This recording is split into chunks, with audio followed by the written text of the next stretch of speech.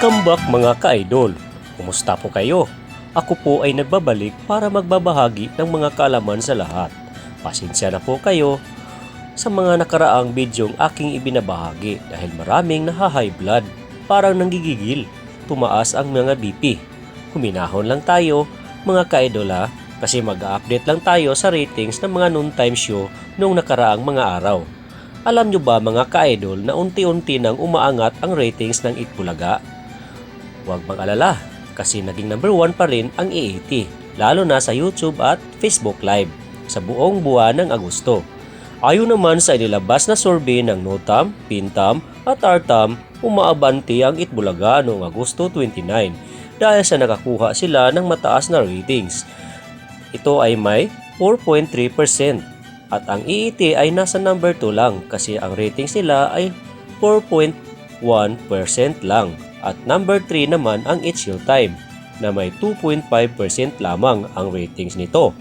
Pagdating naman ng Agosto 30, nag-number 1 naman ang EET dahil nakakuha sila ng ratings na 4.2% at bumaba naman ang Itbulaga sa ratings na 3.8% na lamang habang nasa number 3 pa rin ang It's Showtime na may ratings na 3.0% sa pinagsamang GTV, A2C, Kapamilya Channel at Jeepney TV.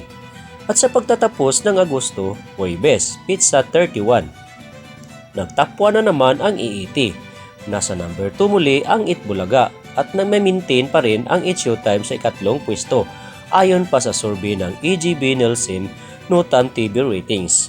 Alam naman natin na mas malakas talaga ang signal ng GMA sa buong Pilipinas kaya mas malinaw ito saan mang sulok ng Pilipinas. Samantalang medyo mahina talaga ang coverage ng GTV at TV5 kung walang cable kaya minsan mabibitin ito sa mga viewers.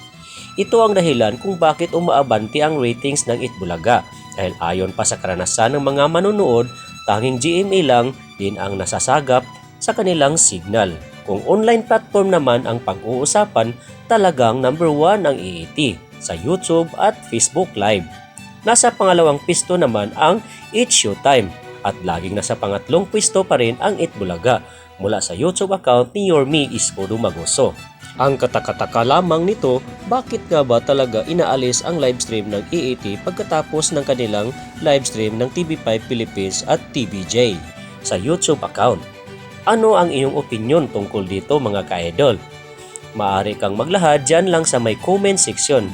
At kung nagustuhan mo ang mga topic dito, huwag kalimutang mag-like at mag-subscribe sa aking munting channel para maging updated ka na sa mga susunod na bidyong aking i-upload. Hanggang sa muli, marami pong salamat. Paalam!